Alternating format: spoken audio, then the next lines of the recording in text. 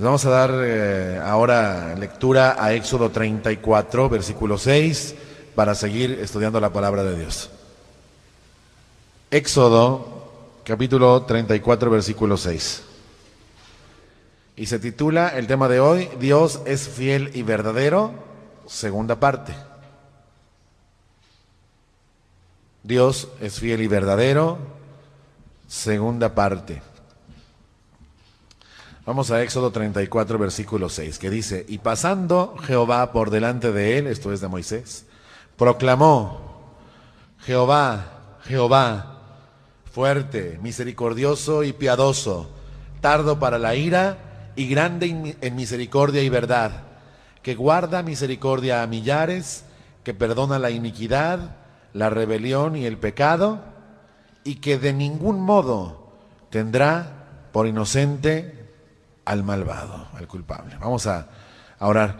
Señor, te damos gracias por tu palabra. Por ella te podemos conocer, Señor. Tú has querido revelarnos a través de tu palabra lo que quieres que sea conocido de ti, Señor. Y a eso vamos, Señor, a tu palabra, para saber acerca de lo que tú quieres que tengamos bien en claro, acerca de tu naturaleza, de tus atributos, de quién eres tú y cómo obras en medio de nosotros, Señor. Ayúdanos, queremos tener un entendimiento mejor de estas cosas. Te lo rogamos en el nombre de Jesús. Amén. Bueno, pues la semana pasada nos acercamos a este tema de Dios es fiel y verdadero. Precisamente comenzamos la semana pasada en Éxodo 34, 6, cuando dice que Dios es grande en misericordia y verdad, y es llamado allí Jehová el Emet, que significa eso, que es el Dios que cumple sus promesas, como cantábamos hace un momento. Es el Dios que hará todo lo que dijo que hará. El Dios que no miente. El Dios que hará según lo que ha dicho. Lo vemos así desde el Deuteronomio hasta Apocalipsis, cuando Jesucristo se presenta con el nombre de fiel y verdadero, y eso lo describe como el Dios que no cambia, el Dios que permanece quieto, el Dios que ha dicho algo y se mantiene en ello, el Dios que es el mismo ayer, hoy y por los siglos. La semana pasada tuvimos un primer acercamiento, para algunos fue un primer choque con la verdad acerca de esta fidelidad de Dios. No lo digo como crítica, lo digo de forma constructiva, y creo que Dios está haciendo ciertamente esta obra entre nosotros, de que le podamos conocer tal como Él es. La fidelidad de Dios implica que Dios todo lo que dice es verdad, que es seguro que se cumplirá, sea para bien o para mal del hombre, ¿sí? Y no en cuanto a que en Dios se pueda hallar mal en el sentido de maldad, sino en cuanto a que a veces Dios obra en contra de los intereses terrenales o puramente humanos, con tal de cumplir su justicia y sus promesas. Leímos la semana pasada un salmo que en su sencillez y en su brevedad expresa una realidad inmensa, que Jehová guarda a todos los que le aman, mas destruirá a los impíos. Y siempre que vemos a Dios comprometiéndose a hacer bien al ser humano, también lo vemos comprometiéndose a castigar a los malvados, ¿sí? Así se reveló desde tiempos de Moisés, cuando dice que Él es lleno de misericordia y de verdad, ¿sí? Que guarda la misericordia y que perdona la maldad y la rebelión y el pecado, ¿sí? Pero que de ningún modo tendrá por inocente al que sigue en sus pecados, al malvado. Y nos enfocamos la semana pasada a revisar cómo Dios, sin duda, hará todo lo que ha dicho, absolutamente todo, y cómo Dios ciertamente cumplirá lo que ha prometido, pero también cómo Dios no cumplirá aquello que no ha prometido. Sí, también lo revisábamos la semana pasada. Y así revisamos por algunas supuestas, lo subrayo, promesas de la Biblia que no son promesas de Dios. Como aquella que dice que Dios aborrece el pecado, pero ama al pecador. frase que ni siquiera aparece en la Escritura y que en realidad es contraria a la justicia de Dios, en realidad es contraria hasta al espíritu general de las Escrituras. Acompáñeme a darle una revisada a este asunto, al Salmo 5, en el versículo 4, por favor. Salmo 5, versículo 4.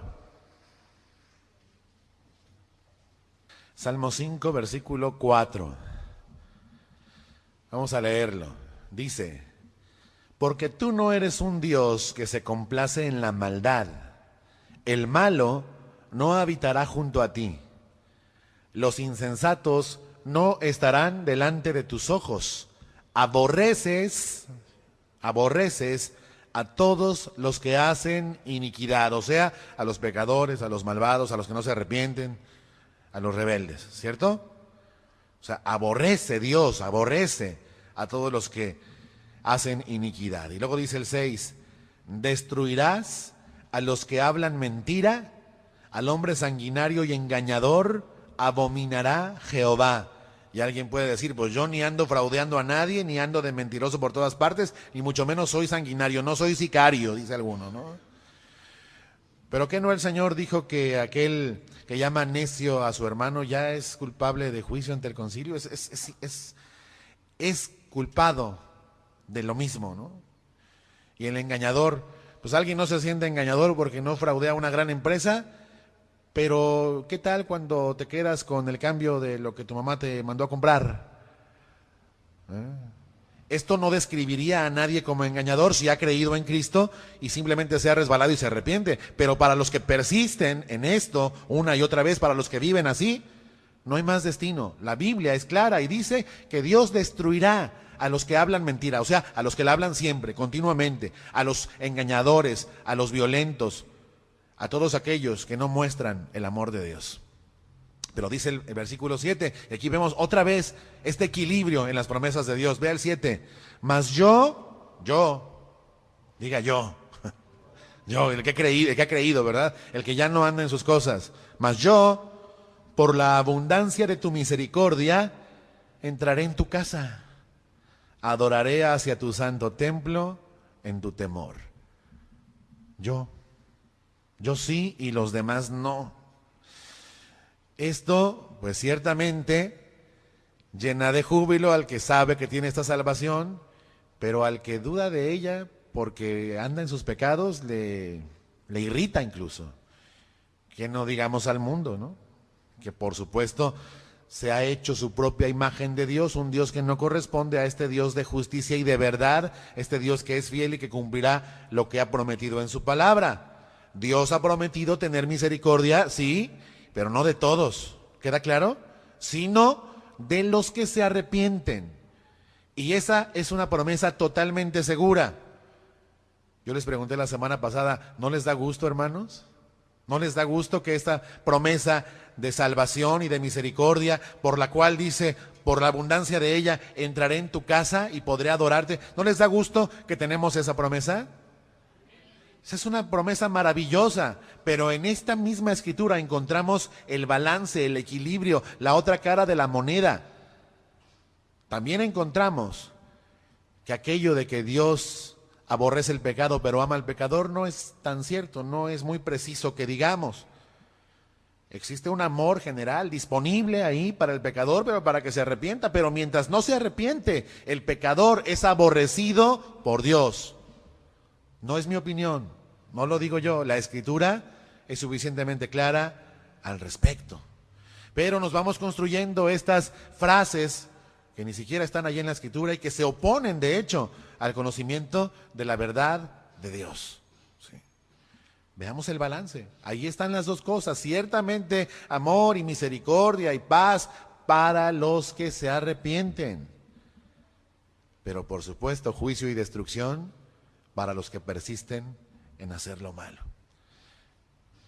Fíjense, le voy a leer este mismo salmo, el Salmo 5, de los versículos 4 al 7, pero en una versión llamada la traducción del lenguaje actual, para que nos dé una idea tal vez más clara, más comprensible acerca de esta realidad. Dice, a ti, Dios mío, no te agrada la maldad. Por eso, los malvados no pueden vivir contigo. ¿Alguien cree que sí? Pero esa es su opinión. La Biblia dice lo contrario. Los malvados no pueden tener parte con Dios.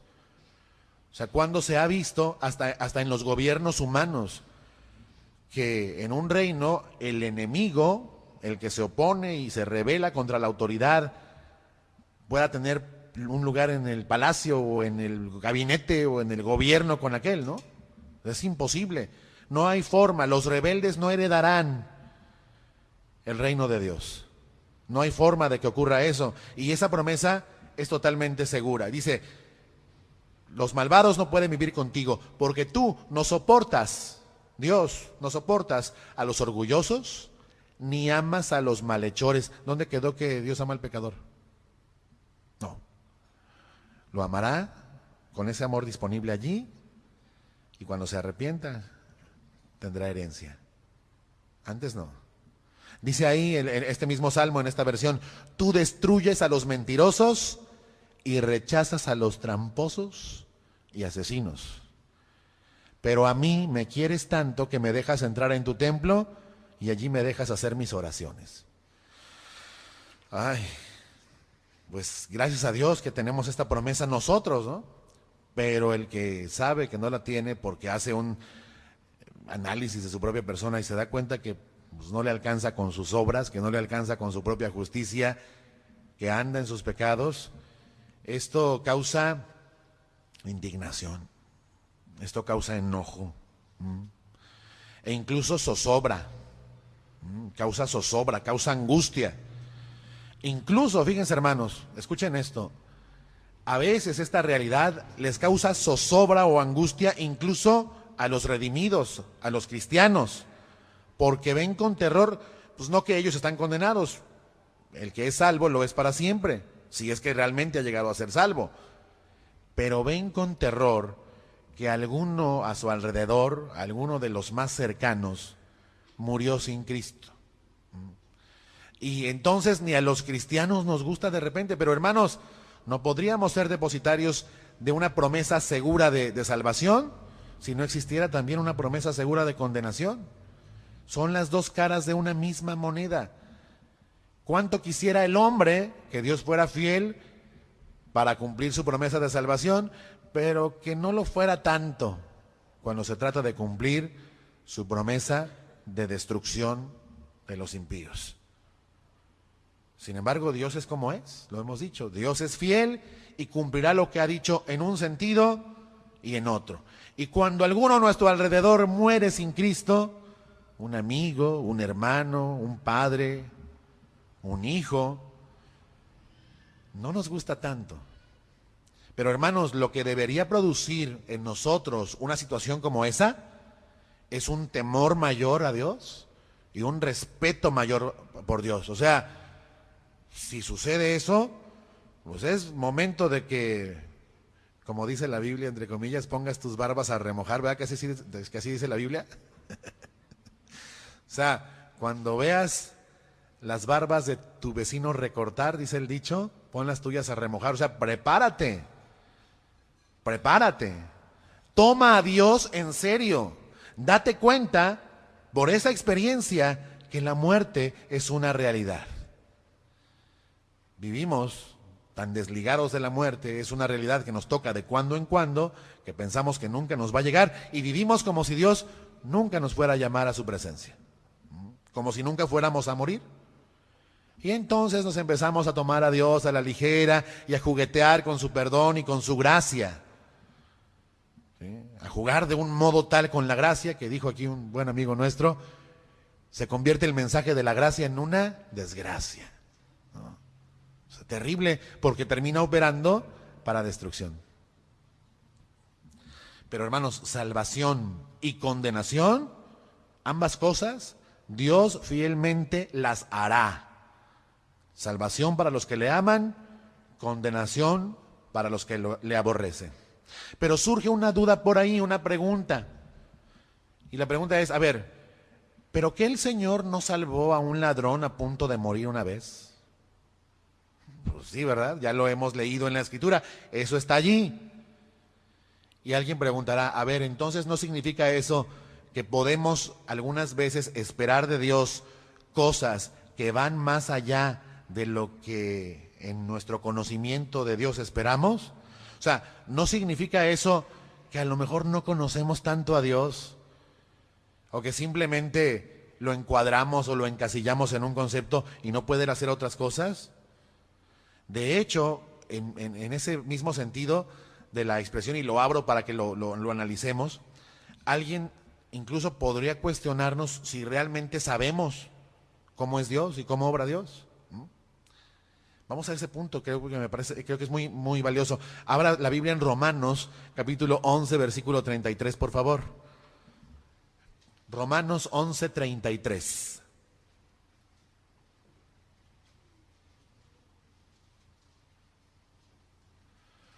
Romanos, capítulo 11, versículo 33.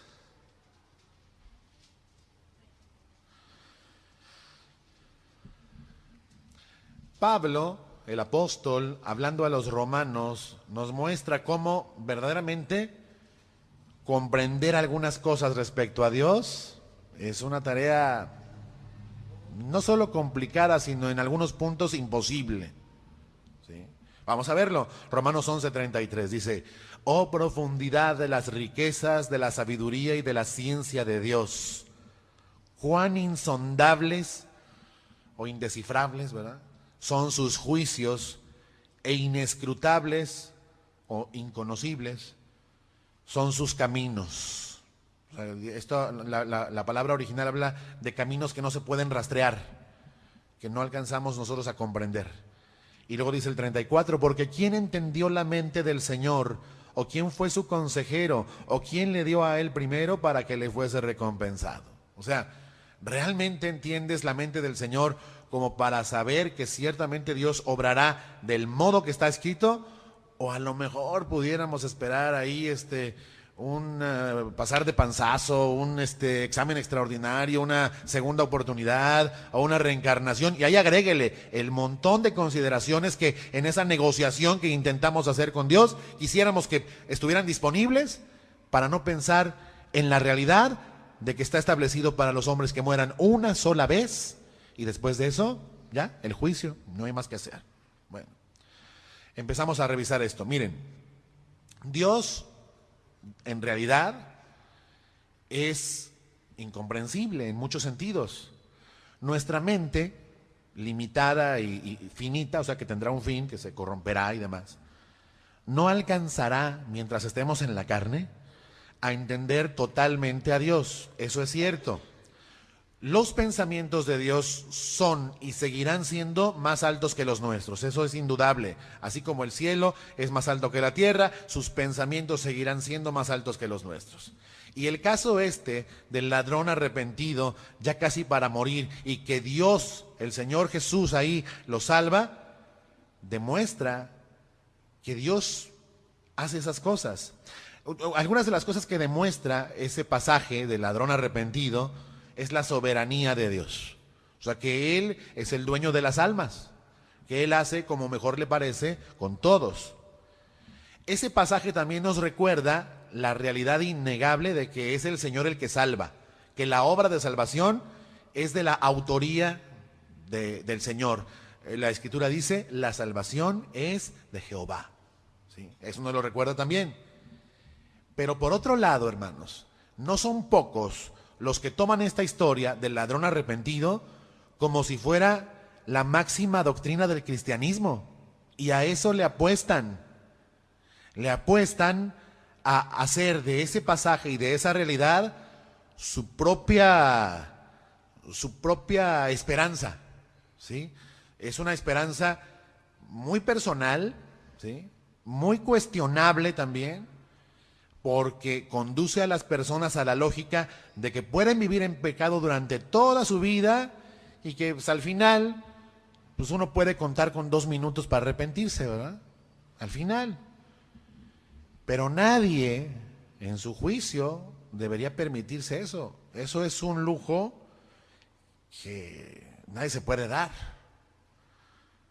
Déjeme leerle esta misma escritura de Romanos 11, pero en una versión actualizada también, para que nos demos cuenta que ciertamente Hay cosas que no entendemos de Dios, pero ojo, otras que sí entendemos. Vamos a ver. Romanos 11:33, versión traducción lenguaje actual, dice: Dios es inmensamente rico en inteligencia y conocimiento. Su inteligencia y su conocimiento son tan grandes que no se pueden medir. Y luego dice, cuando habla en el original esto de cuán insondables son sus juicios e inescrutables sus caminos, la traducción dice: nadie es capaz de entender sus decisiones, las decisiones de Dios, ni de explicar sus hechos. Nadie. ¿Qué significa eso, hermanos? Pues que sabemos, fíjense bien, o sea, hay una parte que sabemos y otra que no.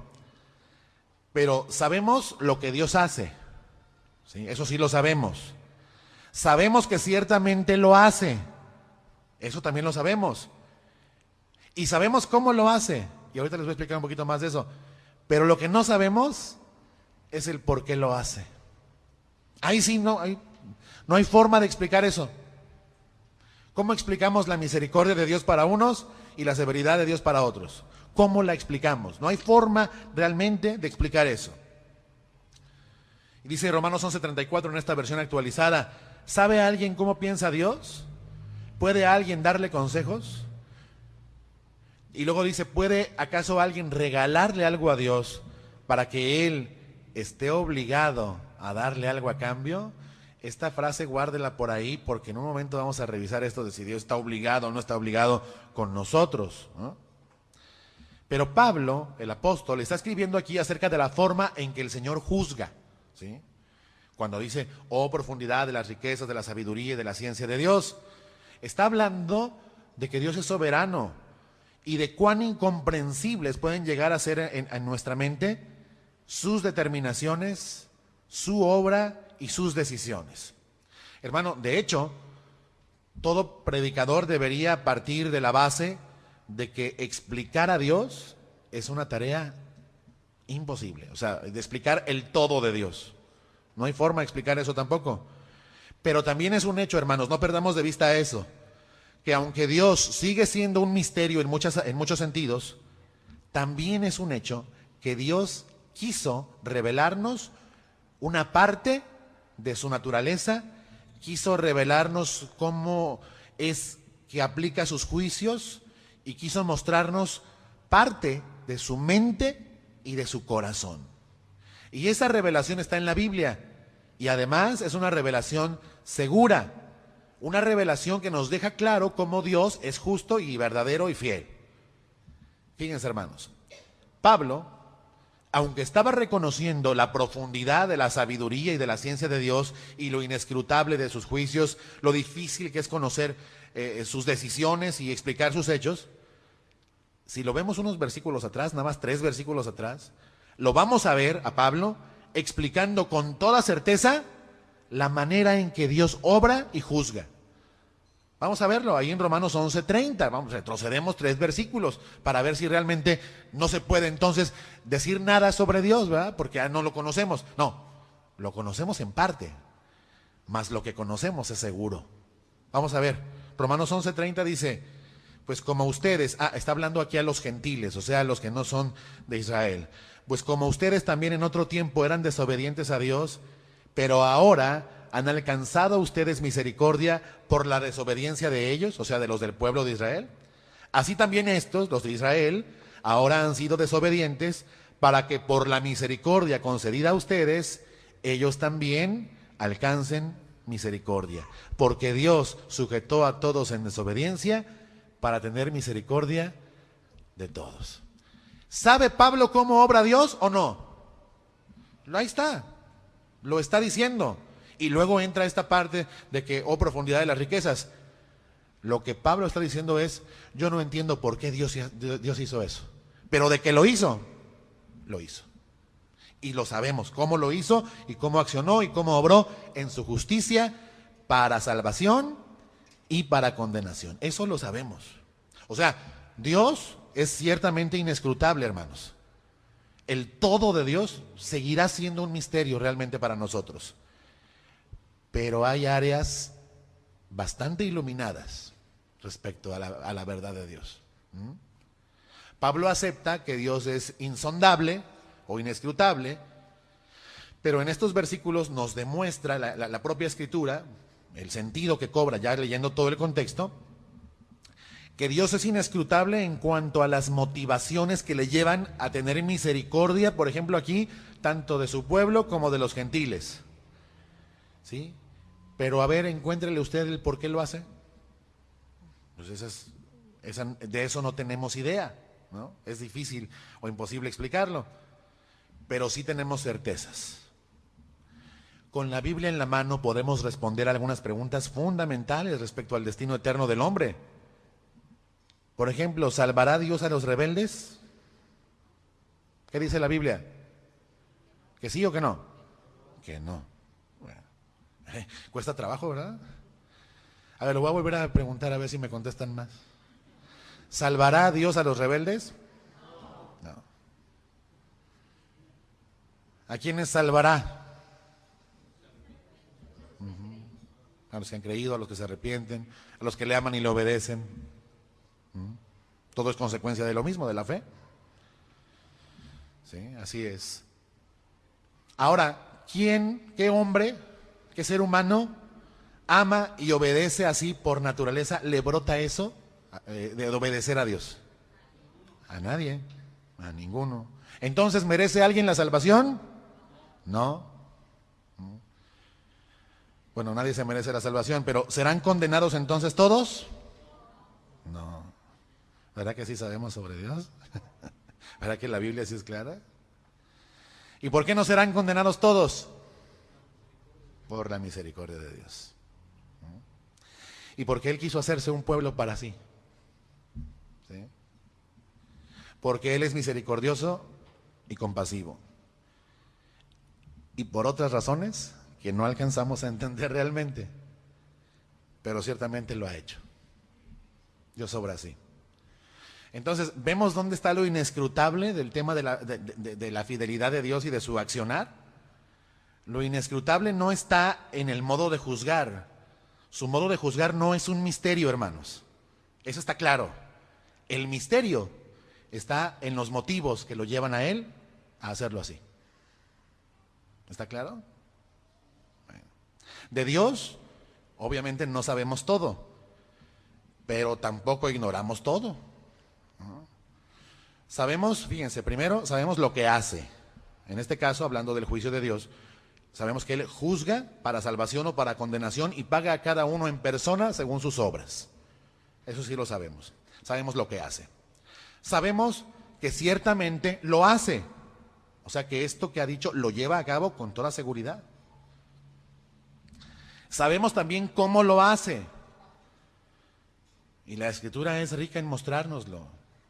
Y aún hasta en aquel día final, apartando al trigo de la cizaña, no de la cebada, dijo alguno, de la cebada, no, de la cizaña, al trigo de la cizaña, y apartando a las ovejas de los cabritos, eso sí lo tenemos claro. Insisto, lo que no sabemos es por qué lo hace. Ciertamente decimos, pues por su amor y por su misericordia, pero a ver, explíquemelas, estas dos cualidades. Pues algo se puede construir realmente, pero entenderlas así cabalmente, pues no. Pues más bien seamos agradecidos, ¿no? Así de fácil, ¿no? Pero lo que sabemos de Dios, hermanos, constituye un grupo de verdades o de certezas que Dios nos quiso revelar y dejar perfectamente establecidas. Y Dios no cambia. Y esta es una base segura para la fe. Sin ese fundamento, hermanos, sería imposible creer en Él. No habría forma de tenerle confianza a Dios. No sabríamos qué esperar de Él. No sabríamos qué esperar. Acompáñame a Hebreos 6:17, por favor. La carta de los Hebreos nos muestra esta realidad, ¿no? De cómo el hecho de que Dios es fiel y cumple sus promesas, pues, nos brinda la esperanza que tenemos. Si no, no podríamos tener esperanza. Hebreos 6:17.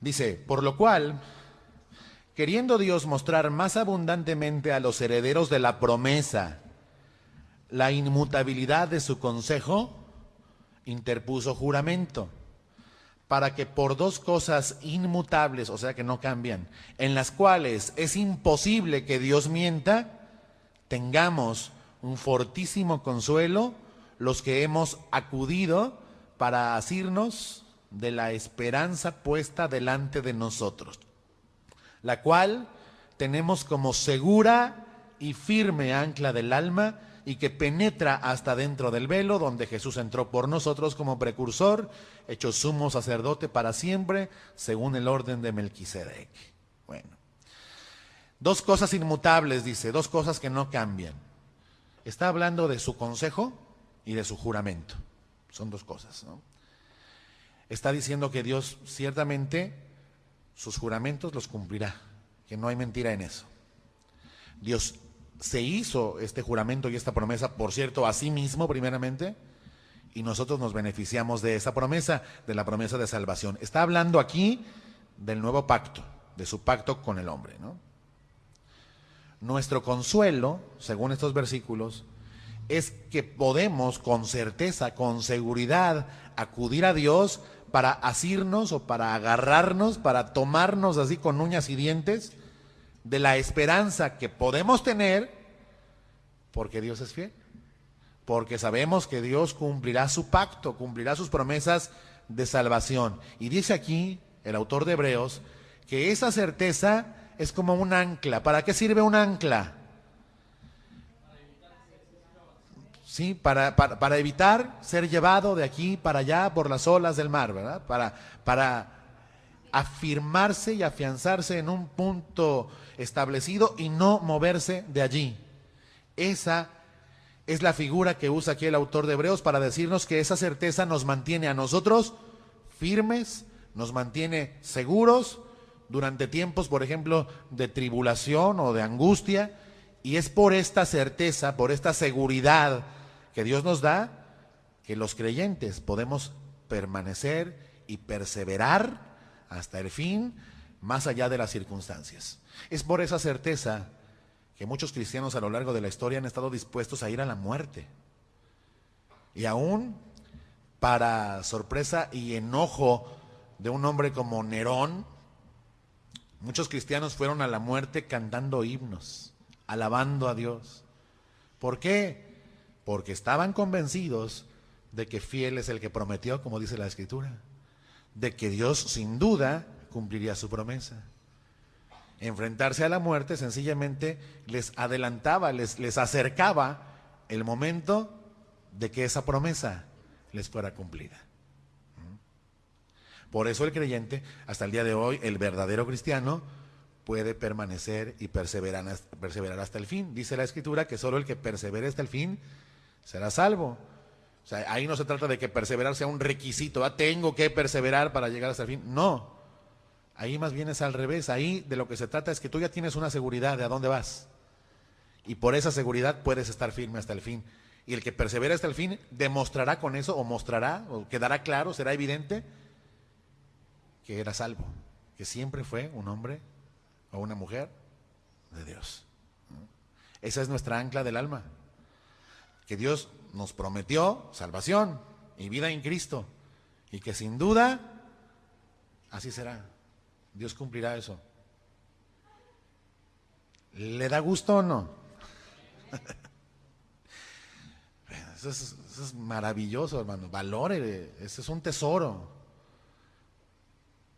Pero nadie olvide que el Señor no solo prometió eso, sino que también prometió lo contrario para los que se rebelan contra Él. ¿Sí? Dios prometió salvación para los que se arrepienten, pero prometió condenación para los que no. Y Dios es confiable para cumplir las dos cosas. Eso es una especie de piso, vamos a llamarle, es una especie de piso bíblico, ¿no? Un fundamento bíblico. Por ese piso, ¿verdad?, que es seguro, estamos seguros de que si creemos en Él y le amamos y le obedecemos, Él nos salvará. Estaremos con Él.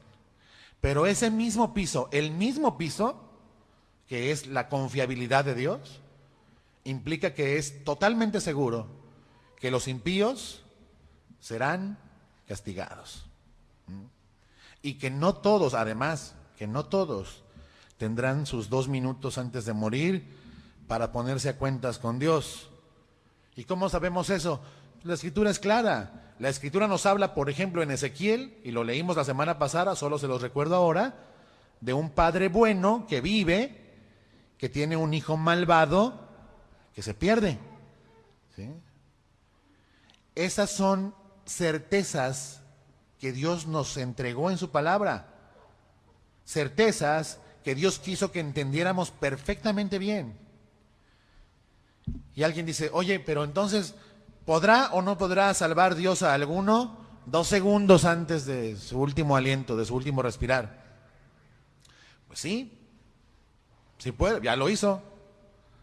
Por supuesto que puede, porque además, insisto, Él es el dueño de las almas. ¿Sí? Y en el caso de perder a un ser querido que murió sin fruto espiritual, pues bien quisiéramos que así fuera, ¿no? Y conservamos ahí la esperanza. Ay, ojalá haya tenido tiempo, ¿no? Pero dígame, hermano, ¿nos entregaremos entonces a una vida pecaminosa confiados en esos 2 minutos que quién sabe si tengamos? Dígame usted. Pues ahí verá. Decía Pablo, ¿y los que hemos muerto al pecado, viviremos todavía en él? No, si alguno creyó, pues fue liberado de eso. Si sigue en eso, pues no fue liberado, entonces no es salvo. No es cristiano, no es hijo de Dios. Dice, acompáñame primero a los Corintios 13, versículo 12. Es el apóstol Pablo diciendo acerca de esta realidad de que a Dios no se le puede conocer en cuanto al todo de Dios, es imposible, ¿no? Se nos fundirían todos los fusibles tratando de entender eso. Y Pablo lo expresa en estas palabras a los Corintios. Primero a los Corintios 13, versículo 12. Dice, ahora vemos por espejo, oscuramente, mas entonces, cuando estemos con Él, veremos cara a cara. Ahora, fíjense, ahora conozco en parte. ¿Se fija que no dice ahora desconozco a Dios? Dice conozco en parte. Pero entonces conoceré como fui conocido. Bueno, en lo del espejo, este espejo. Alguien dice, pues el espejo ahora nos refleja la imagen exacta, ¿verdad? A veces se ve, la gente está más bonita en el espejo que acá afuera, no sé por qué. Pero el espejo del que habla Pablo, para la época, era un instrumento bastante deficiente, era muy rudimentario y como él lo dice ahí, oscuro. O sea, no podían verse algunos detalles en la imagen reflejada en el espejo. Eso es verdad, no se podía ver con mucha claridad, ¿no? Pero de eso, a no saber que el que está en el espejo soy yo o es el que está a mi lado, pues hay una gran distancia. O sea, estos espejos no permitían ver algunos detalles, pero sí permitían ver quién era el que se estaba reflejando en el espejo. ¿Sí? No es que no se veía nada, es que nomás se veía oscuro. ¿No? Y esto habla de cómo ahora nosotros tenemos una revelación de Dios que ciertamente es limitada, no es total. Pero también nos habla, y no lo perdamos de vista, que lo que tenemos conocido de Dios es suficiente para tener certezas y para tener esperanza, los que hemos creído, porque sabemos que Dios cumplirá sus promesas, que Dios no variará, ¿no? Que no hay en Él mudanza ni sombra de variación. Conozco en parte, dice Pablo, y lo que conozco, entendámoslo así, pues lo conozco porque Dios me lo quiso revelar por la Escritura. Y mire qué maravilla, cuando dice conozco en parte, Pablo habla de que lo que conocemos en parte es de que ahora usted y yo que hemos creído somos conocidos de Dios. Dios nos conoce. Dios nos conoce. No cualquiera, por cierto, es conocido de Dios. Dios nos conoce. Dice, pero entonces, cuando le pueda ver cara a cara, conoceré, dice, conoceré yo. ¿Qué está diciendo Pablo con eso? Bueno, hasta hoy yo solo sé, porque Dios es fiel en lo que prometió, en lo que conocemos de Él, yo sé que Dios me conoce. Yo sé eso, pero cuando lo vea cara a cara, ahora yo voy a ser también quien conozca a Dios. Seré un conocedor de Dios, como ahora no puedo serlo. Pero hermano, fíjense lo que son las cosas. Está hablando de un día en el que tiene esperanza. Cuando le vea cara a cara, le conoceré plenamente.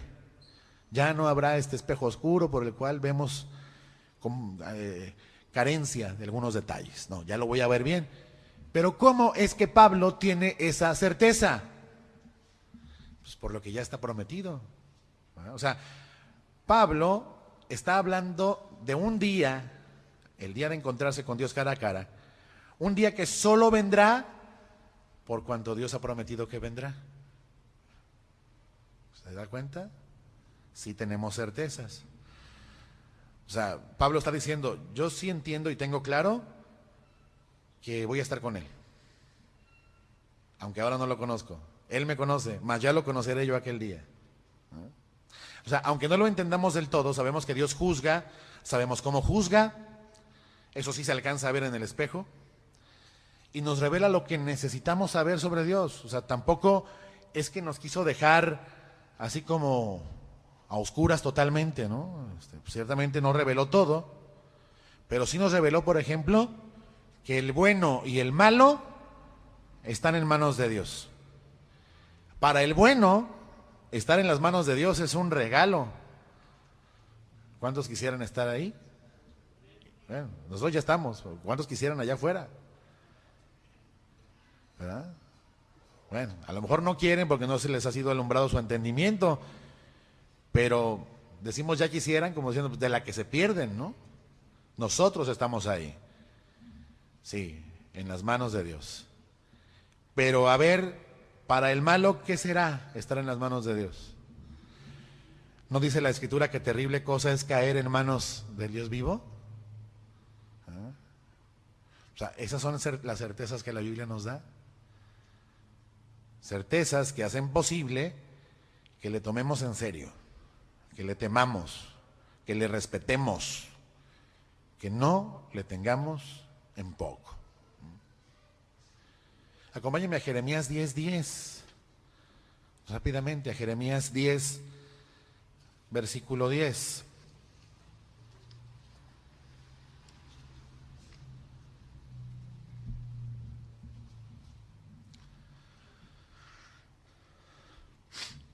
Las certezas que sobre Dios tenemos. Jeremías 10:10 dice: mas Jehová es el Dios verdadero. Ahí aparece otra vez la misma expresión de la que hablamos al principio. Jehová el Emet, el verdadero, el fiel. Dice, Él es Dios vivo y Rey eterno. A su ira tiembla la tierra y las naciones no pueden sufrir su indignación. O sea, no hay quien se permanezca de pie delante de su furor, ¿verdad? No hay quien lo resistiera, no hay quien pudiera resistir eso. ¿Qué le parece esta expresión? No es lo que alguno quisiera leer en su edición de la Biblia Promesas. ¿Alguien tiene esa Biblia? Ya no la he visto por ahí, la busqué el otro día en la librería a ver si todavía existía. No sé, una Biblia Promesas, usted la ha leído, ¿verdad? O sea, a lo mejor la ha visto por ahí, a lo mejor hasta tuvo o tiene una. Biblia Promesas. Fíjese, yo tuve una en mis manos hace mucho tiempo. Y por ahí me metí a internet a buscarla y sí está en línea. Y me puse a ver cuáles son las promesas de las que habla ahí. Ay, hermano, es el mundo feliz, sobre nieve. Ahí, en esa Biblia Promesas, se encuentra una lista bastante suculenta de versículos acerca de un Dios que, según parece, solo promete ayudar y consolar y bendecir y cobijar, y prosperar, y cuidar, proteger, levantar, salvar. Y sí, Dios prometió todo eso. Pero para empezar, no se los prometió a todos, ni siempre. Pero además prometió otro montón de cosas que ni aparecen allí. Yo pregunto, ¿acaso la Biblia promesas, como su nombre lo indica, no debería contener, o por lo menos subrayar, todas las promesas de Dios? Pues que sean todas, ¿no? Ah, pues no. La Biblia, promesas, es antes que otra cosa, es un producto. Y como producto, pues tiene que satisfacer las expectativas de un cliente. ¿Sí? Y la mayor parte de los clientes quieren la parte bonita de la Biblia. Con todo gusto le arrancarían las hojas que no les convienen. Y la Biblia de promesas está para eso. Pues como producto, satisface al cliente. Pero vea qué triste. El cliente común que busca una Biblia así es el prototipo de cierto sector de la iglesia contemporánea que está enfocado en lo puro bueno, enfocado solo en lo positivo, solo en las cosas bonitas que Dios ha prometido. Y entonces nomás estudian eso y memorizan eso y tratan de hacer válidas nada más esas promesas, como si se tratara además de cheques al portador que cualquiera pudiera ir y cobrar. Y peor aún, a veces se enseña que hay que exigirlas, esas promesas, ¿no? Porque Dios dijo, dicen, ¿no? Algunos. Él prometió y pues ahora cumple, ¿no? No falta el que va más allá y hasta dice, reclámale a Dios sus promesas, porque Él está obligado a cumplirte. Él está obligado contigo a hacer eso que dijo. Y yo digo, a ver, momento. ¿Obligado a cumplir lo que prometió? Sí. ¿Pero obligado contigo? ¿No leímos hace rato? ¿Quién le ha dado algo a Dios de modo que ahora le pueda exigir algo a Dios? Pues nadie. O sea, Él está obligado con lo que prometió, no literalmente con nosotros. O sea, que eso genera un beneficio, qué maravilla. Pero su compromiso no es con el hombre, es con su propia palabra. Dios no nos debe nada, hermanos. Nada. Y si es fiel en cumplir lo que prometió y eso nos beneficia, pues es nomás porque Él honra su palabra. Porque Él se ha prometido todas estas cosas a sí mismo, hermano. Así que, pues a ver, metamos el freno cuando alguien nos dice, a ver, reclámale a Dios sus promesas. Momento. Además, Dios solo está obligado a cumplir lo que realmente haya prometido, no lo que alguien pretende o inventa que Dios ha prometido, ¿no? Que de repente te encuentras por ahí a un líder falso que te dice, a ver, pacta con Dios, ¿no? Pacta con Dios. Vende todo lo que tienes o sácale todo el efectivo posible a tu tarjeta esa de crédito que tiene 60,000 de límite de crédito, sácale una disposición de 60,000 y tráela aquí y el Señor pagará todas tus deudas, todas las otras deudas que tengas. ¿Dios prometió eso? ¿No es promesa de hombre? ¿Dónde está la firma de Dios en tal promesa? Vivo yo, dice Jehová. ¿Dónde está eso? Pues no está. No está. Dios jamás ha prometido esa clase de cosas. No ha supeditado ni la ofrenda ni la bendición a cantidades específicas. Nunca. En toda la Escritura no se ve eso. ¿Cómo se puede creer que aquel que dijo no debáis nada a nadie te va a mandar a que te endeudes para llevarle allá a aquel falso líder, ¿no? Que no a Dios. Hay que ser sabios donde uno planta la semilla, hermano. $10,000 por familia, pide alguno. A ver, tráigame $10,000 por familia. Ya están quebrándose la cabeza, ¿no? Dicen, y si me traen $10,000 por familia, para el nuevo auditorio, o para las vacaciones, o a lo que fuera, no importa. Dios jamás ha puesto cantidades para pedir. Traigan $10,000 por familia en un año, y Dios les dará una casa. ¿Y dónde dice eso? O tráiganme eso y Dios les dará a cambio la sanidad de su hijo desahuciado. Qué abuso, qué abuso. ¿Dios prometió eso? No. ¿Está obligado a cumplirlo? Pues no. Dios es fiel en cumplir lo que promete, pero ¿y lo que no promete? Pues no, ¿verdad? Obviamente no está obligado a cumplirlo. Pero hay promesas como estas y promesas que pretendemos que son promesas y que no lucen tan materiales, que lucen espirituales, pero que están desvirtuadas. La semana pasada nos acercamos, por ejemplo, a la realidad de que Dios no está obligado a salvar al hijo rebelde de un hombre creyente.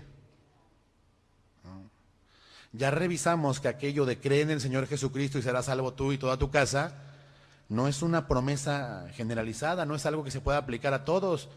No significa, porque la Escritura no lo avala en ninguna otra parte, que tarde o temprano los de tu casa se van a convertir.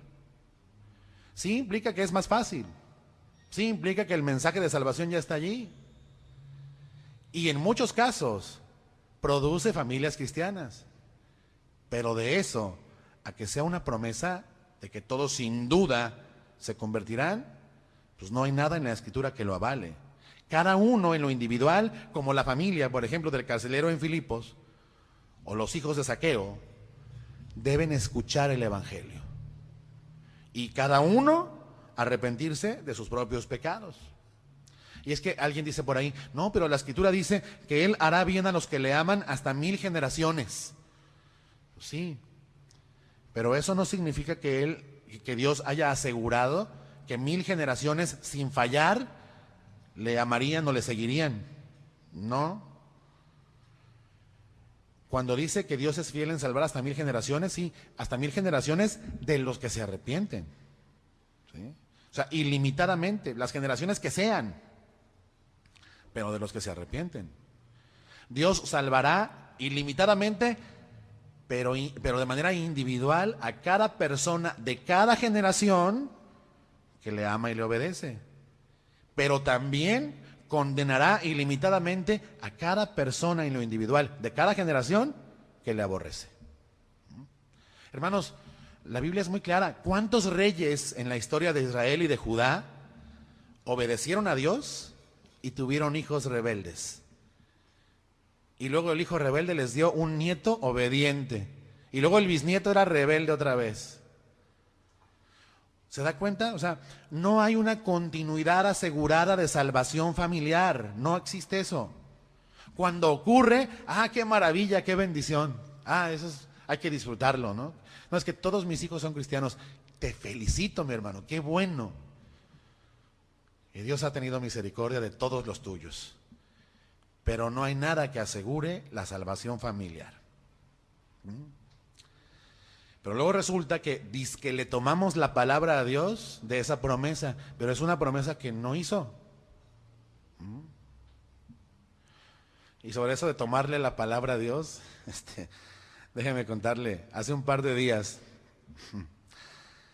pasé por la famosa esta escuela tipo, ya sabe usted, ¿no? Cerdán y Madero. Y entonces vi ahí un anuncio espectacular que yo dije, mira, Julio Preciado, pero no, resulta que era el líder del sindicato de maestros, ¿no? Entonces se parece mucho. Y me enteré que el Sindicato Nacional de Trabajadores de la Educación, sección la que sea, se suma al proyecto del gobernador Mario López Valdés para elevar la calidad de la educación. Y dije, bravo, se van a poner a trabajar, dije yo. En serio, ¿verdad? Con ahínco y con constancia y con perseverancia, y van a ir contra la corrupción y no van a dejar los salones solos por meses. Dije, van por buen camino. Pero luego seguí leyendo lo de más abajo.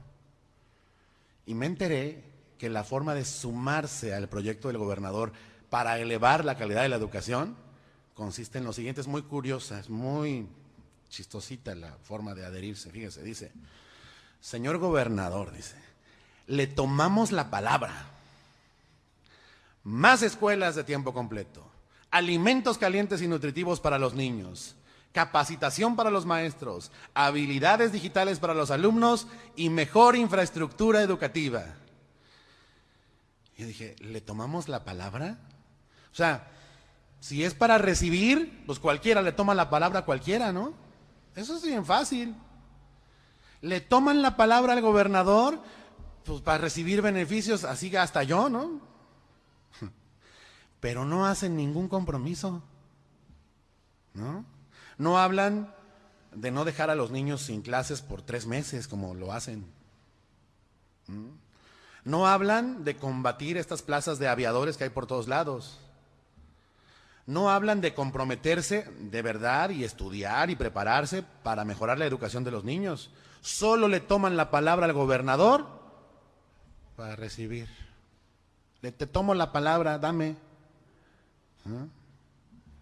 Y me acordé del énfasis de muchos cristianos de hoy que son felices cuando le toman la palabra a Dios y su líder todavía los motiva y les dicen, reciba, reciba, aquí está la bendición de Dios y la prosperidad, y reciba y pare de sufrir. Dios le va a añadir, Dios le va a quintuplicar su siembra, hermano. Dios le va a llenar su canasta y su arteza de amasar. Se ponen bien tremendos diciendo eso. Porque Él lo ha prometido. Pues sí, pero no a todos y no siempre. A ver, eso que hacen estos maestros, ¿será tomarle la palabra al gobernador? Y mire que no estoy aquí para hacer crítica política, ¿eh?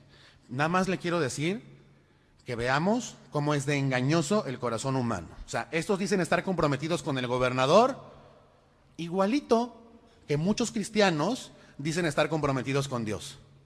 Solo para acá. Estoy comprometido con Dios para recibir y recibir, y después de recibir, pues recibir más. No para dar,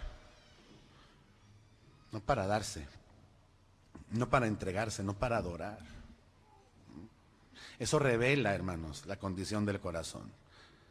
Que nos gusta tener derechos, que nos gusta recibir, que nos gusta ser depositarios de promesas buenas, pero no nos gusta tanto ya cuando se trata de tener obligaciones. Y menos nos gusta cuando también tenemos prometidas sanciones. Sanciones.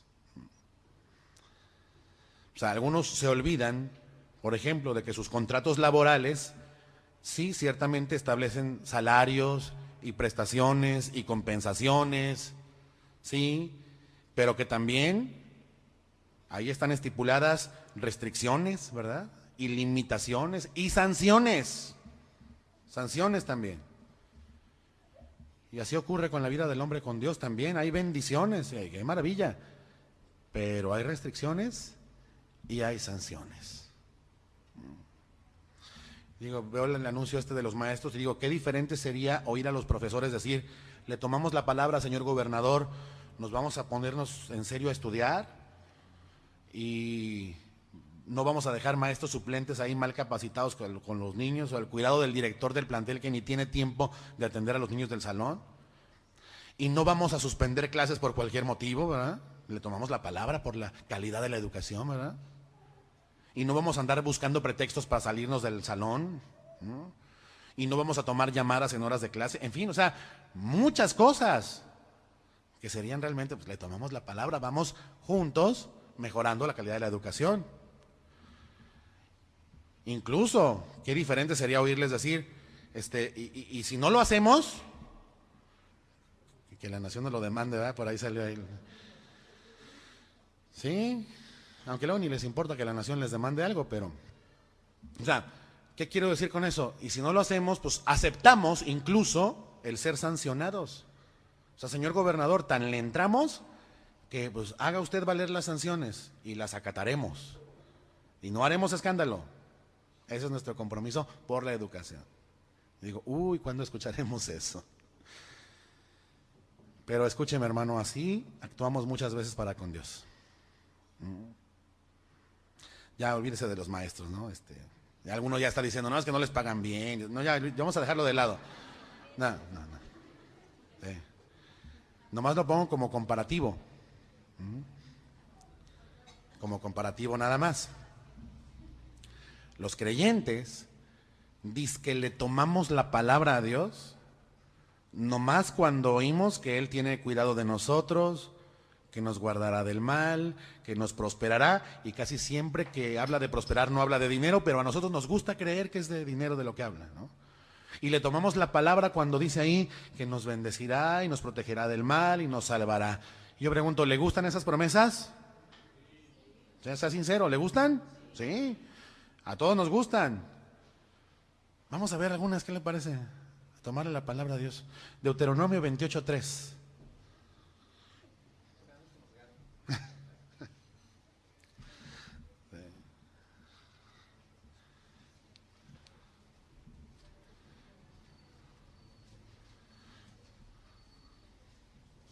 Deuteronomio 28:3.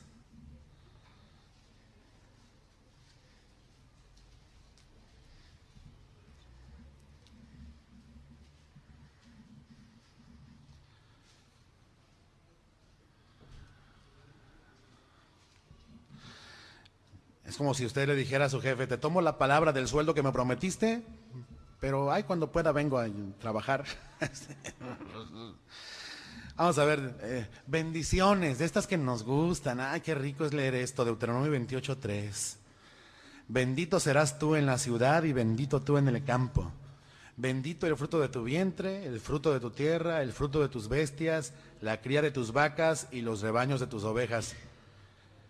Por cierto, bendiciones que solo es dado a Dios pronunciar, ¿eh? Atención con eso. Dice ahí, benditas serán tu canasta y tu arteza de amasar, que es así como un recipiente para hacer la masa para el pan. Bendito serás en tu entrar y bendito en tu salir. Amén, dicen todos, ¿no? Amén, díganme, a ver, ¿quiénes dicen amén? Jehová derrotará a tus enemigos que se levantaren contra ti. Por un camino saldrán contra ti y por 7 caminos huirán de delante de ti. Amén. No estoy diciendo que no sea verdad, ¿eh? Todo esto es verdad. Dios es fiel para cumplir esas cosas. Jehová te enviará su bendición sobre tus graneros y sobre todo aquello en que pusieres tu mano, y te bendecirá en la tierra que Jehová tu Dios te da. Brínquese al versículo 11, ahorita le digo por qué. Versículo 11, y te hará Jehová sobreabundar en bienes, en el fruto de tu vientre, en el fruto de tu bestia y en el fruto de tu tierra, en el país que Jehová juró a tus padres que te había de dar. Te abrirá Jehová su buen tesoro, el cielo, para enviar la lluvia a tu tierra en su tiempo y para bendecir toda obra de tus manos. Y prestarás a muchas naciones y tú no pedirás prestado. Y te pondrá Jehová por cabeza. ¿Cuántos han oído eso? Por cabeza y no por cola, y estarás encima solamente y no estarás debajo. Y hasta ahí, por favor, ya, alto. Ahí vamos, ahí vamos. ¿A cuántos les gustan esas promesas? Pues sí. Se siente bonito. Bendición en la ciudad y en el campo, hijos benditos, frutos benditos, ganados benditos, despensa llena, protección en tus viajes, contra tus enemigos, y éxito y prosperidad y bienes y tierras y lluvia. Pues ¿quién no quiere eso, no? Y una cuenta y una cartera tan abultada que no necesitas pedirle nada a nadie, sino que tú al contrario hasta prestas. Son promesas de Dios. ¿Cuál es el problema ahí? Que no son incondicionales, ¿verdad? ¿Cuántas veces ha oído es que Dios da todo a todos incondicionalmente? Ay, qué lindo suena, pero qué falso es. Y todavía, por ejemplo, a esto le añadimos creencias falsas como, por ejemplo, alguien que ora por un incrédulo y dice, yo declaro estas bendiciones sobre ti. Pues, ¿cómo? ¿Cómo será posible decretar, entre comillas, bendiciones sobre uno que no ha creído? Porque nos brincamos versículos, ¿cierto o no? Pues vamos a verlos. El versículo 1. Acontecerá que si oyeres, ese sí es un sí que implica condición, es un sí condicional. Si oyeres atentamente la voz de Jehová tu Dios para guardar y poner por obra todos sus mandamientos que yo te prescribo hoy, también Jehová tu Dios te exaltará sobre todas las naciones de la tierra. Y entonces, cuando hagas eso, vendrán sobre ti todas estas bendiciones y te alcanzarán si oyeres la voz de Jehová tu Dios. A ver, regresemos al versículo 1. De repente alguien le acomoda allí, por supuesto no le encima su letra a la Biblia, ya sería el colmo, pero sí en su creencia particular se lo encima y dice, bueno, acontecerá que si fueres a la iglesia, Jehová tu Dios te exaltará. Y pues no dice que si fueras a la iglesia, ¿verdad? O acontecerá que si repites conmigo esta oración, aunque luego no des frutos espirituales, ¿qué más da? Dios te dará todas estas bendiciones y te alcanzarán. Eso es corregirle la plana al Señor, ¿no? Peor todavía, acontecerá que aunque persistas en tus pecados, vendrán sobre ti todas estas maldiciones y te alcanzarán. Pues no. Y alguien pretende que sí. Como les digo, ya sería el colmo que sacaran el borrador y le pusieran allí, pero en su creencia personal, interna, sí lo ven así. Tampoco dice ahí, acontecerá que si tuvieres un papá cristiano o una mamá cristiana, pues la promesa te alcanzará. No dice eso. Solamente está condicionado a una cosa y es personal. Si oyeres la voz de Dios y cumples lo que te ordena, entonces, sí, vendrán sobre ti muchas maldiciones. Intencionalmente me brinqué los versículos 9 y 10, vamos a verlos. Y te confirmará Jehová por pueblo santo suyo, como te lo ha jurado, ¿sí? Pero eso cuando guardares los mandamientos de Jehová tu Dios, y no en un cajón, ¿verdad? Sino que anduvieres en sus caminos. Te confirmará Jehová por pueblo suyo. Y entonces sí, hermano, cántate esa de somos el pueblo de Dios, somos un pueblo especial, pero sin soberbia. ¿Eh? ¿Cómo se canta eso con soberbia? Se canta con gratitud, si alguien quisiera cantarlo, ¿no? Y luego dice el 10, y verán todos los pueblos de la tierra que el nombre de Jehová es invocado sobre ti, y te temerán, o sea, verán que eres del pueblo de Dios, y te respetarán, te tendrán miedo. Y luego dice ahí el 13, y te pondrá Jehová por cabeza y no por cola, ¿sí? Y estarás encima solamente y no estarás debajo, pero de ahí no se corta la frase, ¿verdad? Luego sigue diciendo, si obedecieres los mandamientos de Jehová tu Dios, que yo te ordeno hoy, para que los guardes y los cumplas. Y si no te apartares, que esta es la apostasía, ¿verdad?, de todas las palabras que yo te mando hoy, ni a diestra ni a siniestra, para ir tras dioses ajenos y servirles.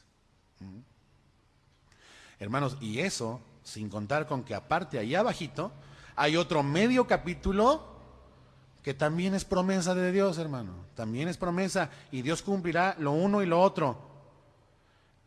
En la parte de abajo, ya no la vamos a leer, lo voy a complacer, yo sé que no le gusta oír esa. Pero sí le voy a decir qué dice.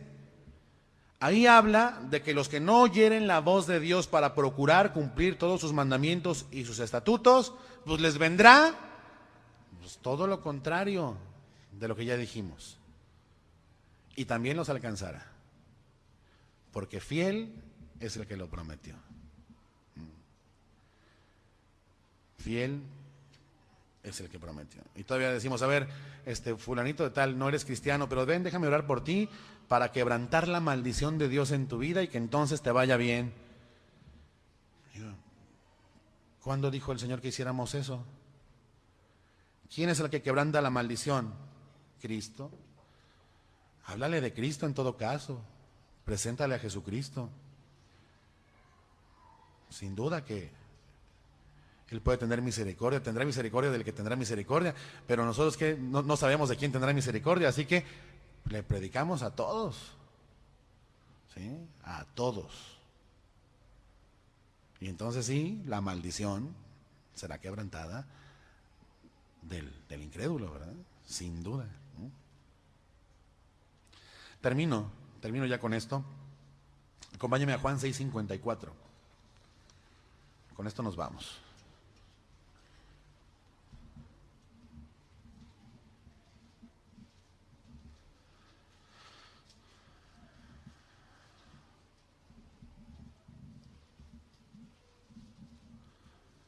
Juan 6, versículo 54. Estas son cosas que tienen, que son afirmaciones que al mismo tiempo implicarían lo contrario, y así tenemos que verlas así, ¿de acuerdo? Vamos a tratar de ver el contrasentido, ¿no? Como el que dijo, el que tenga burros que los amarre, y el que no, pues no los amarre. Bueno, no así, pero vamos a tratar de ver el lado B. O sea, tiene lado A, lado B. ¿Sí? Las promesas de Dios son así. Lado A, lado B. Siempre véalo así. Juan 6:54. El que come mi carne y bebe mi sangre tiene vida eterna. Esto habla de la fe, ¿eh? No habla de canibalismo, ni antropofagia, ni nada de eso. O sea, esto es la fe. Así describe a la fe. El que come mi carne y bebe mi sangre, el que cree en mí, tiene vida eterna, y yo le resucitaré en el día postrero. Y el que no, pues no. Porque mi carne es verdadera comida y mi sangre es verdadera bebida. Esto es para vida eterna, ¿no? El que come mi carne y bebe mi sangre, en mí permanece. Y el que no, dígame usted. Pues no, dijo el otro, ¿no? Dice, como me envió el Padre viviente y yo vivo por el Padre, asimismo el que me come, él también vivirá por mí. Habla otra vez de la fe, ¿eh? No está hablando ni de la Santa Cena aquí, olvídese de eso. El que cree en mí también vivirá por mí. Y el que no, o sea, estas afirmaciones implican necesariamente que al voltear la tortilla no hay promesa. O sea, mejor dicho, la promesa es contraria, ¿sí? Este es el pan que descendió del cielo, no como vuestros padres comieron el maná y murieron. O sea, en el sentido de que nada físico salva, nadie se salva por algo que se comió o se dejó de comer. Dice, el que come de este pan, o sea, de Cristo, vivirá eternamente. Y el que no, pues no vivirá eternamente. Y estas cosas dijo en la sinagoga, enseñando en Capernaum. ¿Por qué he querido que veamos esta parte de y el que no, pues no? Porque en realidad si uno lee Juan 6:54 al 59, uno encuentra que son palabras hermosas. Uno encuentra que son palabras que brindan esperanza, que alientan al que se acerca a beber del Señor, ¿verdad? Pero en Juan 6:60 dice que al oír estas cosas, muchos de sus discípulos dijeron, dura es esta palabra, ¿quién la puede oír? O sea, de repente, si usted lee los versículos anteriores, dice, pues ¿dónde está lo duro? Lo duro está en la implicación negativa, que el que no se acerca, el que no come y bebe su sangre, pues no tiene vida eterna. Dura es esta palabra, ¿sí? ¿Quién la puede oír? Y luego dice en el 61, sabiendo Jesús en sí mismo que sus discípulos murmuraban de esto, les dijo, ¿esto les ofende? Hermanos, esta realidad de que Dios salva y condena y promete lo bueno y lo malo, lo bueno para el que le ama y lo malo para el que no, ¿les ofende? Pues a veces yo sé que sí, todavía llega a ofender, ¿no? Aquí les ofendió nada menos que a muchos de los que eran sus discípulos. Pero hermanos, si esa es la situación hay que arreglarla, ¿eh? Hay que resolver. Porque Dios no cambia.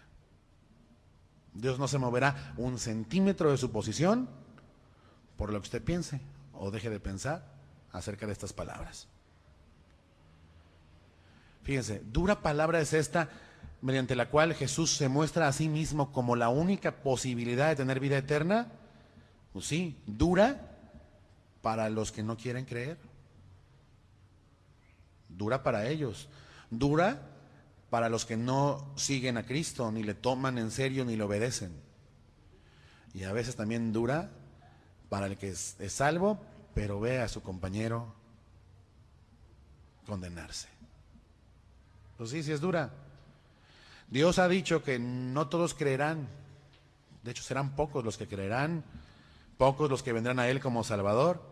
Y sus discípulos aquí murmuraban contra Dios porque pues, no les gustaba esta manifestación de ser Él el único camino a la vida eterna, ¿no? Y murmuraban contra Él, dice ahí, murmuraban contra Él. Así, hoy en día hoy en día muchos siguen murmurando ante la verdad. Oyen la verdad de que Dios dará a cada uno el pago según sus obras y se quejan de Dios, se quejan con molestia, porque quieren que Dios sea fiel en bendecir y en salvar, pero que no sea fiel para condenar. Y eso les ofende. Y dice en el 62, y pues que si vieren ustedes al Hijo del Hombre subir a donde estaba primero, o sea, les sería peor verme subir allá, porque eso confirmaría que lo que digo es cierto, y que tengo autoridad y poder, que eso está en mí, y eso confirmaría que les estoy hablando con la verdad, que soy fiel y cumpliré lo que he prometido. Y eso a ustedes, pues ya sé, no les gusta, pero es así. Y luego dice, el Espíritu es el que da vida, la carne para nada aprovecha. Las palabras que yo les he hablado son espíritu y son vida. O sea, ¿qué está diciendo ahí? Que esto se tiene que discernir espiritualmente. Y el que no lo discierne, pues se sospecha que no tenga el espíritu, o que esté siendo formado en eso, pero pues ya tendría que desatorarse de esa postura y decir, no, ciertamente Dios es como es, ¿no? El que no lo discierne, pues se queda en su queja, se queda en su amargura contra Dios, en su murmuración, se queda en su molestia. Pero Dios seguirá obrando de la misma manera, ¿no?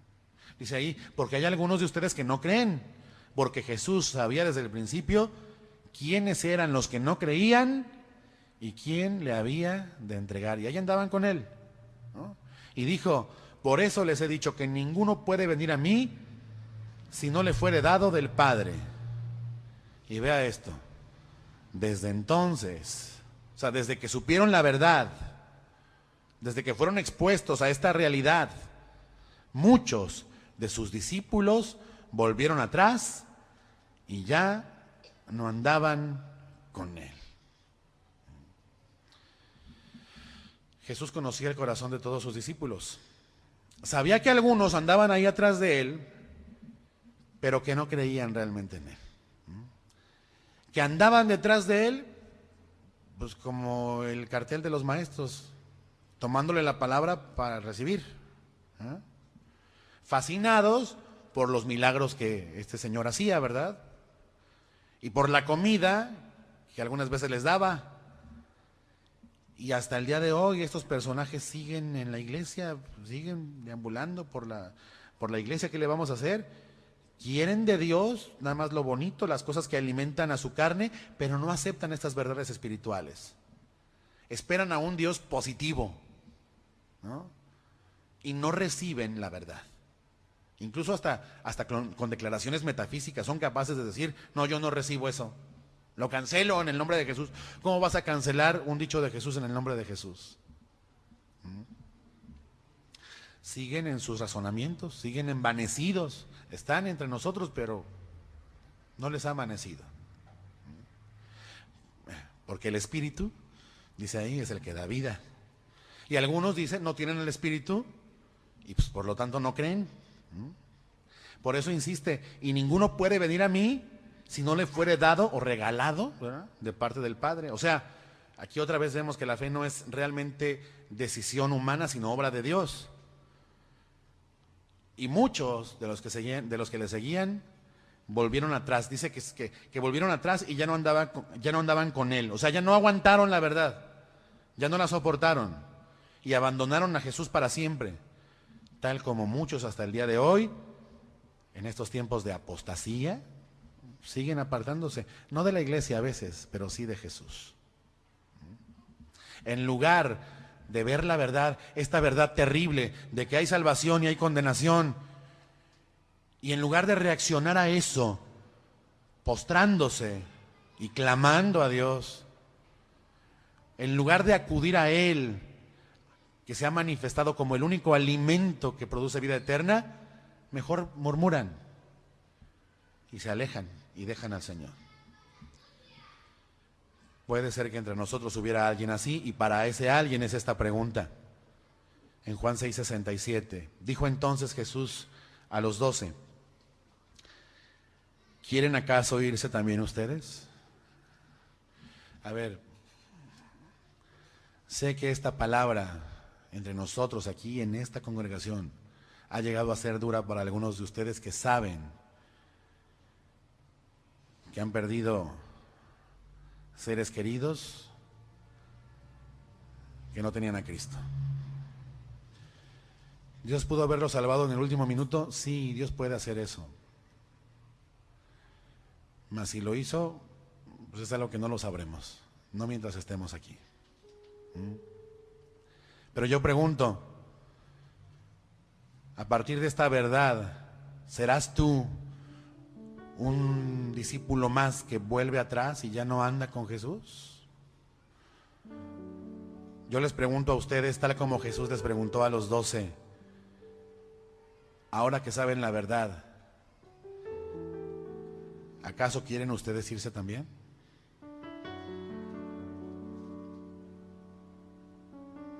Les pregunto, les repito, ¿ustedes también se quieren ir?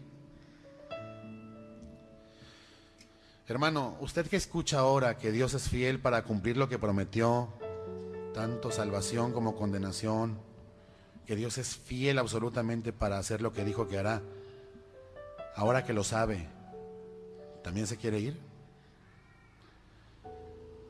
¿Le parece dura esta palabra y no la soporta? A lo mejor nos encontramos con alguno diciendo lo mismo que estos discípulos. Dura es esta palabra. ¿Quién la pudiera resistir? Fíjense, hermanos, algunos estudiosos de la Escritura han dicho que la fidelidad de Dios expresada en esta realidad de que hay salvación y condenación, muchas veces es una sacudida al manojo de trigo que termina por sacarle algo de la paja. Así con estos discípulos que se querían ir y se fueron. Exponerse a la verdad y no aceptarla muestra que aquel que decía ser de Cristo no era de Cristo. Ojalá no fuera esa la reacción de usted que está aquí esta mañana, sino que su reacción fuera más bien como esta con la que terminamos, la de Pedro, convencido y seguro de en quién ha creído. Juan 6:68. Le respondió Simón Pedro, Señor, ¿a quién iremos? Tú tienes palabras de vida eterna. Pedro está diciéndole al Señor algo así como, y escuche, a ver, Señor, no podemos negar que nosotros también nos asustamos al oír esas palabras tuyas, son muy fuertes. Nos asustamos tanto o más que aquellos que se fueron. Pero viendo que tantos se iban, aun cuando decían ser tus discípulos, nuestro aguante estaba siendo probado y hemos llegado a tener en nuestra mente una pregunta. ¿Hemos de seguir a los que se apartan? ¿Nos vamos a ir junto con los demás desertores y abandonaremos la carrera?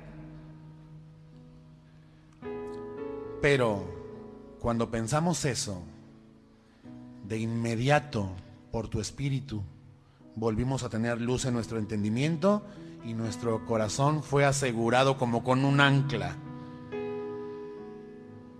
Estuvimos anclados de inmediato nuevamente a tu puerto seguro. Porque en el momento en que pensamos en irnos, vino de inmediato una pregunta espantosa. ¿Y a dónde vamos? ¿A dónde? ¿A dónde? ¿A las tradiciones de una religión vacía y vana? a tener como antes muchos dioses y a que se nos lleve a los ídolos mudos y al paganismo? ¿A dónde vamos? ¿A dónde iremos? ¿A vivir para nosotros mismos, colocándonos cada uno en eminencia para satisfacer cada uno sus deseos pecaminosos y su carne? ¿A dónde iremos? ¿A la desesperanza absoluta, lejos del único que nos puede dar vida eterna? Pues no, no, Señor, de ninguna manera. Estamos en un callejón sin salida y no tenemos alternativa. ¿Eres tú o nadie? ¿Eres tú, Señor, o la muerte? ¿Eres tú o la destrucción eterna? Y los que se fueron de tu lado, pues se fueron para allá, se dirigieron hacia todo eso. Cuán terrible destino les espera a ellos. No tienen nada de la vida eterna que tú das. Y tú, Señor, en cambio, nos has venido hablando con palabras duras pero ricas. Tú eres fiel para cumplir tus promesas de bendición. ¡Qué maravilla! Pero también eres fiel para cumplir aquellas palabras perturbadoras. Destruirás al impío y salvarás al justo. Habrá vida para los que te aman, pero muerte para los que te aborrecen. Señor, tú eres la vida y esa vida no nos puede faltar. La necesitamos como el aire para esta vida. Es una necesidad profunda. Y esas palabras que producen vida eterna, solo las tienes tú. Las palabras y la autoridad y el poder para dar esa vida eterna al que cree en ti. Así que, Señor, nos quedamos contigo. ¿Cuántos se quedan con Él? ¿Cuántos dicen, Señor, tenemos que quedarnos contigo? No podemos hacer otra cosa, ni queremos. Cuán terrible sería nuestra suerte y cuán indeseable destino nos aguardaría entonces. No tendríamos vida, sino muerte, porque esa muerte es segura para los que no vienen a ti. Por eso venimos a ti, porque fiel es el que prometió, porque tú eres fiel y verdadero y no hay mentira en ti, y tú eres el mismo ayer y hoy y por los siglos. Tú dijiste y harás, hablaste y ejecutarás, porque no eres hombre para que mientas, ni hijo de hombre para que te arrepientas. Tú serás fiel en cumplir tu promesa, porque no puedes negarte a ti mismo. Por eso, Señor, es que no vamos a ningún lado. ¿Qué va? Si nada más en ti, si solo en ti está la vida. Ese es nuestro deseo, Señor, ir en pos de ti, sabedores de esta verdad. No la desechamos ni nos apartamos, sino que tenemos tu fidelidad como firme ancla para nuestras almas, de modo que podemos perseverar hasta el fin en la salvación que nos has dado. Tú eres Dios de pactos, de compromisos. Ciertamente cumplirás lo que has dicho. Esa es nuestra fe, esa es nuestra certeza. En ti estamos, pues, seguros.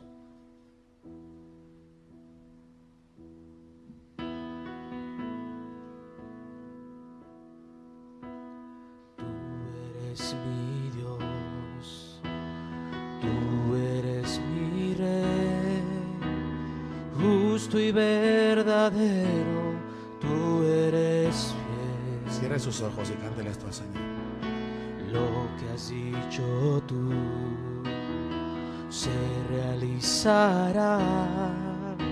Tú eres Dios de pactos, tú eres fiel.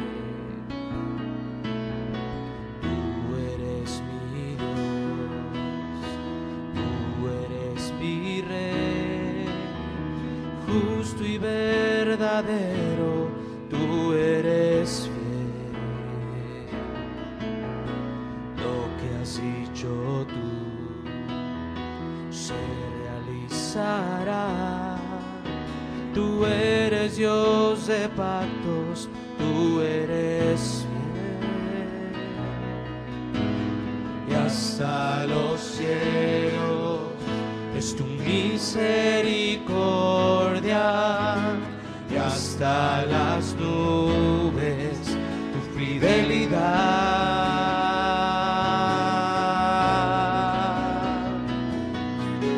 Tú eres Dios de pactos, tú permaneces bien y cumples tus promesas, pues tu amor eterno es, y desde ahora y para siempre en ti yo confiaré. Y aunque todo se termine, tu palabra eterna es. Tú eres Dios de pactos, tú permaneces bien y cumples tus promesas, pues tu amor eterno es, desde ahora y para siempre. Y yo confiaré, y aunque todo se termine, tu palabra eterna es. Tú eres Dios de pactos, tú eres fiel. Los que entienden que a Dios hay que tomarle en serio, pónganse de pie y levanten su voz y levanten sus manos a aquel en quien hay vida.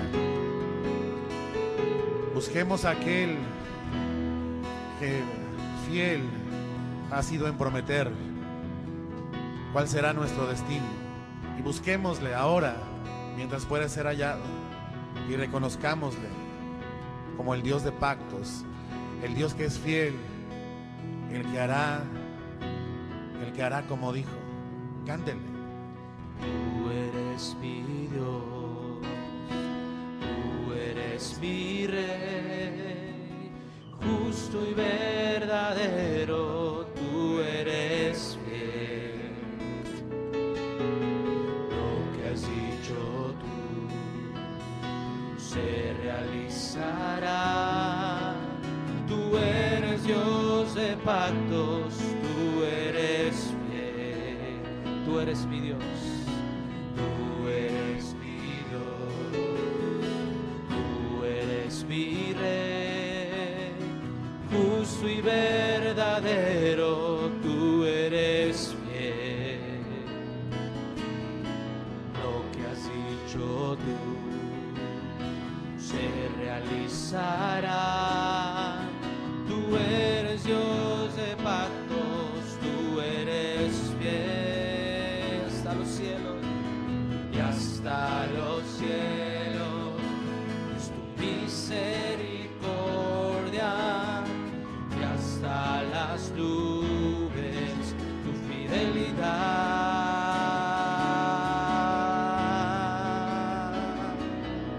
Tú eres Dios de pactos, permaneces fiel y cumples tus promesas, pues tu amor eterno es, desde ahora y para siempre. En ti yo confiaré, aunque todo se termine, tu palabra eterna es. Tú eres Dios de pactos, permaneces bien y cumples tus promesas, pues tu amor eterno es, desde ahora y para siempre. En ti yo confiaré, aunque todo se termine, tu palabra eterna es. Tú eres Dios de pactos, tú eres fiel. Tú eres Dios de pactos, tú eres fiel. Tú eres Dios de pactos.